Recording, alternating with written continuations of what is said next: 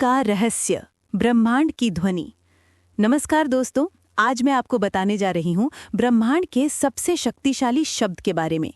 एक ऐसा शब्द जो हर मंत्र से पहले बोला जाता है, एक ऐसी ध्वनि जो हर पूजा की शुरुआत है, एक ऐसा प्रतीक जो पूरे हिंदू धर्म का सार है। हाँ दोस्तों, मैं बात कर रही हूँ ओम की, यानी OMH या AUM की।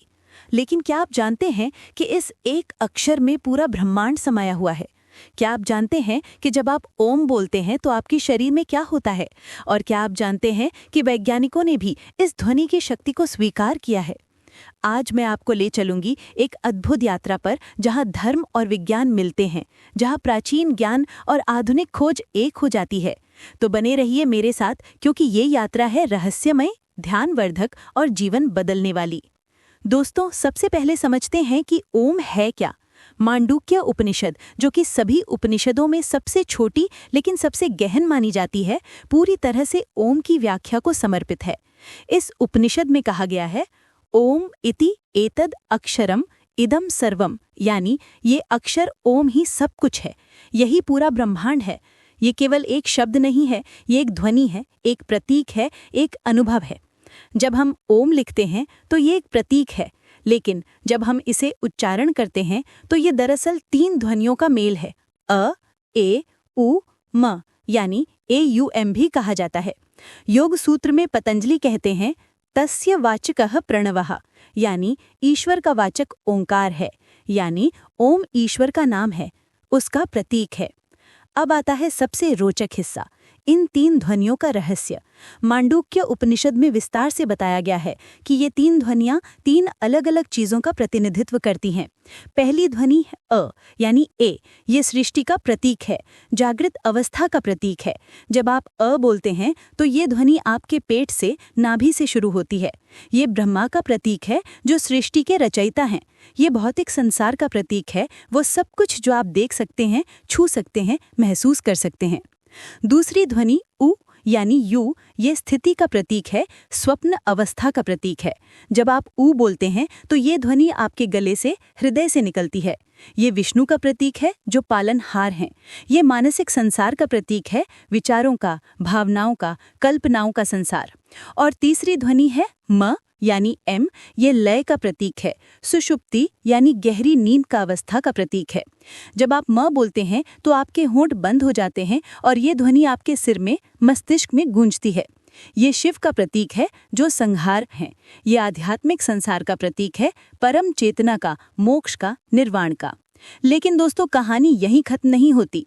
जब आप पूरा ओम बोलते हैं, अ, उ, म, और फिर म खत्म होने के बाद जो मौन आता है, वो चौथी अवस्था है, जिसे तुरीय कहते हैं। मांडुक्य उपनिषद में कहा गया है कि ये तुरीय अवस्था ही असली है, यही परम सत्य है। ये वो अवस्था है जहां आप न जागृत हैं, न स्वप्न में, न गहरी नींद में, आप केवल हैं। ये शुद्ध चेतना की अवस्था है, यही मोक्ष है, यही निर्वाण है। अब बात करते हैं कि ओम हर मंत्र और पूजा में क्यों इस्तेमाल होता है।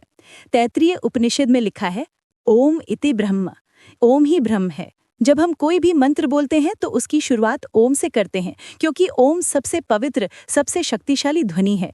ये मंत्र को शक्ति देता है, उसे प्रभावी बनाता है। सोचिए, जब आप कहते हैं ओम नमः शिवाय, तो पहले ओम बोलकर आप पूरे ब्रह्मांड को, परम सत्य को संबोधित कर रहे हैं और फिर शिव को नमस्कार कर रहे हैं। ओम गंग गणपतये नमः, पहले ओम से परम शक्ति का आह्वान, फिर गणपति की पूजा। हर मंत्र में ओम एक प्रकार से दरवाजा खुलता है, भौतिक संसार से आध्यात्मिक संसार का। ये एक ब्रिज है, एक संपर्क सूत्र है हमारे और परमात्मा के बीच। छांदोग्य उपनिषद में एक सुंदर कथा है। एक बार देवताओं और राक्षसों ने तय किया कि दोनों उद्गीत, यानी ओम का एक रूप को गाएंगे। लेकिन देवताओं ने इसे पवित्रता से, श्रद्धा से गाया, जबकि राक्षसों ने अहंकार से। परिणाम ये हुआ कि देवताओं का उद्गीत अमृत बन गया और राक्षसों का विष। ये दर्शाता है कि ओम का उच्चारण कैसे किया जाता है, ये उतना ही महत्वपूर्ण है जितना कि उसे बोलना। अब आते हैं वैज्ञानिक पक्ष पर, और यहाँ दोस्तों बात बेहद रोचक हो जाती है। नासा ने अंतरिक्ष में एक ध्वनि रिकॉर्ड की है जो सूर्य से आती है। जब वैज्ञानिकों ने इस ध्वनि को सुना तो वह हैरान रह गए। ये ध्वनि ओम के उच्चारण से मिलती जुलती है।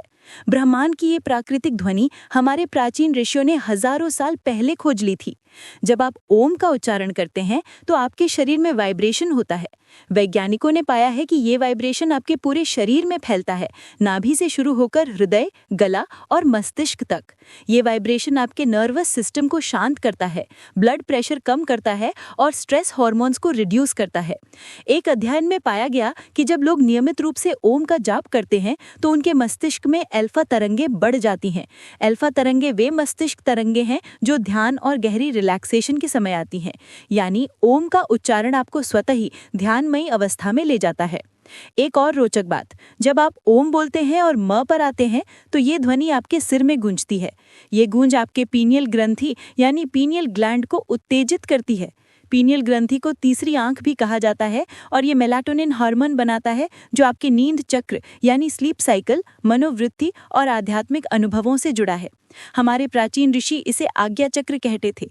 योग सूत्र में पतंजलि कहते हैं, तज्जपस्तदर्थ भावनम। ओम का जाप करने से और उसके अर्थ पर ध्यान करने से आंतरिक प्रकाश मिलता है। और ये केवल दार्शनिक बात नहीं है, ये विज्ञान द्वारा भी सिद्ध है। जब आप नियमित रूप से ओम का जाप करते हैं तो आपका मन एकाग्र हो जाता है, मानसिक शक्ति आती है और सृजनात्मक रचनात्मक शक्ति बढ़ती है। अब बात करते हैं ओम के अलग अलग रूपों की। श्रीमद् भगवद गीता में भगवान कृष्ण कहते हैं, ओम इति एकाक्षरम ब्रह्म, यानी ओम एक अक्षर वाला ब्रह्म है। गीता में कृष्ण बार बार ओम का महत्व बताते हैं। वो कहते हैं कि जो व्यक्ति मृत्यु के समय ओम का उच्चारण करते हुए शरीर छोड़ता है वह परम गति को प्राप्त होता है। शिव पुराण में कहा गया है कि शिव का सबसे प्रिय मंत्र ओम नमः शिवाय है। ये पंचाक्षर मंत्र यानी 5 अक्षरों वाला मंत्र अत्यंत शक्तिशाली माना जाता है, लेकिन इसकी शुरुआत ओम से ही होती है। विष्णु सहस्त्रनाम में विष्णु के 1000 नामों का वर्णन है, लेकिन सबसे पहला नाम है विश्वन, जो ओम से शुरू होने वाले मंत्र में कहा जाता है। हर विष्णु मंत्र में ओम का प्रयोग अनिवार्य है। दुर्गा सप्तशती में देवी का मंत्र ओम ऐम ह्रीम क्लीम चामुंडाय विच्चे की शुरुआत ओम से होती है। बिना ओम के ये मंत्र अधूरा माना जाता है। तो आप देख सकते हैं कि चाहे शैव परंपरा हो, वैष्णव हो या शाक्त, सभी में ओम सर्वोपरि है। ये सभी देवी देवताओं से ऊपर है क्योंकि ये स्वयं ब्रह्म का प्रतीक है। अब बात करते हैं ओम को कैसे बोलना चाहिए। ये बहुत महत्वपूर्ण है। योग में ओम के सही उच्चारण की पूरी विधि बताई गई है। पहला, एक शांत जगह बैठिए, रीढ़ की हड्डी सीधी रखिए, आंखें बंद कीजिए। दूसरा, जब आप सांस छोड़े तब अ की ध्वनि शुरू कीजिए। ये ध्वनि आपके पेट से, नाभि से आनी चाहिए। लगभग 3 से 4 सेकंड तक अ बोलिए। तीसरा, फिर धीरे धीरे अ को ऊ में बदलिए। ये ट्रांजिशन स्मूथ होना चाहिए।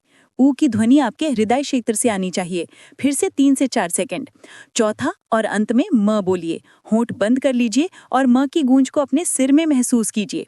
ये सबसे लंबा होना चाहिए, लगभग 5 से 6 सेकंड। और सबसे महत्वपूर्ण, म खत्म होने के बाद मौन। इस मौन में, इस शांति में रहिए। यही तुरीय अवस्था है। इस क्षण को महसूस कीजिए। नाद बिंदु उपनिषद में कहा गया है कि ओम का सही उच्चारण करने से नाद सुनाई देने लगता है। ये नाद अलग अलग लोगों को अलग अलग तरह से सुनाई दे सकता है।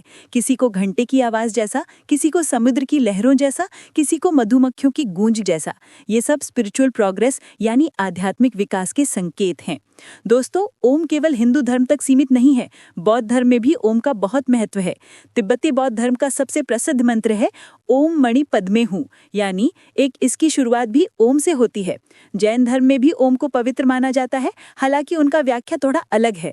सिख धर्म में एक ओमकार लिखा जाता है जो एक ओमकार का प्रतीक है, यानी ईश्वर एक है और वो ओमकार स्वरूप है। तो आप देखिए, ओम एक यूनिवर्सल सिंबल यानी वैश्विक प्रतीक है, एक सार्वभौमिक सत्य है। योग में ओम का जप ध्यान का सबसे प्रभावी तरीका माना गया है।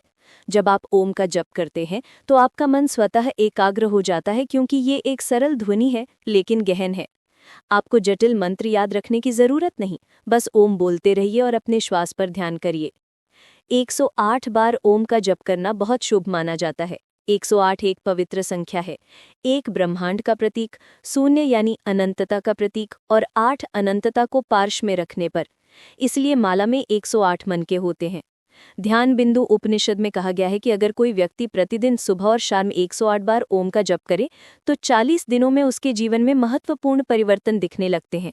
मानसिक स्पष्टता, भावनात्मक स्थिरता और आध्यात्मिक विकास, मतलब मेंटल क्लैरिटी, इमोशनल स्टेबिलिटी और स्पिरिचुअल ग्रोथ। आधुनिक समय में भी ओम की रेलेवेंस कम नहीं हुई है बल्कि बढ़ी है। मेडिटेशन ऐप्स में ओम चैंटिंग सबसे पॉपुलर है। योगा क्लासेस दुनिया भर में ओम से शुरू होती हैं। ओलंपिक खिलाड़ी ओम का जप करते हैं बेहतर प्रदर्शन के लिए। कॉर्पोरेट कंपनियां अपने कर्मचारियों को तनाव प्रबंधन के लिए ओम ध्यान साधना सिखा रही हैं। एक रोचक शोध ये भी हुई है कि जब गर्भवती महिलाएं ओम का जप करती हैं तो उनके शिशु ज्यादा शांत और स्वस्थ होते हैं। ओम की कंपन शिशु पर भी सकारात्मक प्रभाव डालती हैं। संगीत चिकित्सा में भी ओम का उपयोग होता है। कई अध्ययनों में पाया गया है कि ओम ध्वनि तरंगे दर्द को कम करती हैं, उपचार को तीव्र करती हैं और इम्यून सिस्टम को मजबूत करती हैं। अब बात करते हैं कुछ भ्रांतियों की। बहुत से लोग सोचते हैं कि ओम केवल धार्मिक प्रतीक है। नहीं दोस्तों, ओम आध्यात्मिक है, सार्वभौमिक है। आप किसी भी धर्म के हों या नास्तिक हों, ओम का जप आपको लाभ देगा क्योंकि ये विज्ञान पर आधारित है। दूसरा भ्रम कि ओम को बोलने के कठोर नियम है। हाँ, उचित तरीके से बोलना बेहतर है, लेकिन अगर आप सहज तरीके से भी बोल रहे हैं, सच्चे मन से, तो वो भी प्रभावी है। भावना और श्रद्धा सबसे ज्यादा महत्वपूर्ण है। तीसरा कि ओम को केवल सुबह में बोलना चाहिए। आप ओम का जप किसी भी समय कर सकते हैं, सुबह, शाम, रात, जब भी आपका मन करे। हालांकि सुबह में ब्रह्म मुहूर्त यानी सूर्योदय से पहले जप करना सबसे ज्यादा प्रभावी माना जाता है, क्योंकि उस समय वातावरण बहुत शांत और पवित्र होता है। दोस्तों, पतंजलि योग सूत्र में एक बहुत गहरी बात कही गई है। तत्परम पुरुष ख्यातेह गुण वैतृष्णयम। ओम के निरंतर जप और उस पर ध्यान से सभी बाधाएं दूर हो जाती हैं और आंतरिक प्रकाश प्रकट होता है। यह आंतरिक प्रकाश क्या है? यह है आत्म साक्षात्कार, आत्मज्ञान, ज्ञानोदय, इसे जो चाहे कह सकते हैं। जब आप रोजाना ओम का जप करते हैं तो धीरे धीरे आपकी चेतना विस्तृत होने लगती है। छोटी छोटी चीजें जो पहले परेशान करती थी वे अब महत्व नहीं रखती। आप ज्यादा धैर्यवान, ज्यादा करुणामय और ज्यादा सजग हो जाते हैं। कठोपनिषद में यम यानी डेथ नचिकेता को बताते हैं, सर्वे वेदा यत पद मानवंती। सभी वेद जिस पद को यानी गोल की बात करते हैं वो ओमकार है। यानी सभी स्पिरिचुअल प्रैक्टिसेस का अल्टीमेट गोल है ओम को समझना, ओम को रियलाइज करना। तो दोस्तों, ये था ओम का रहस्य। ये केवल एक सिंबल नहीं, एक साउंड नहीं, एक वर्ड नहीं, ये है पूरे ब्रह्मांड का सार, परम सत्य का प्रतीक और आत्म साक्षात्कार का मार्ग।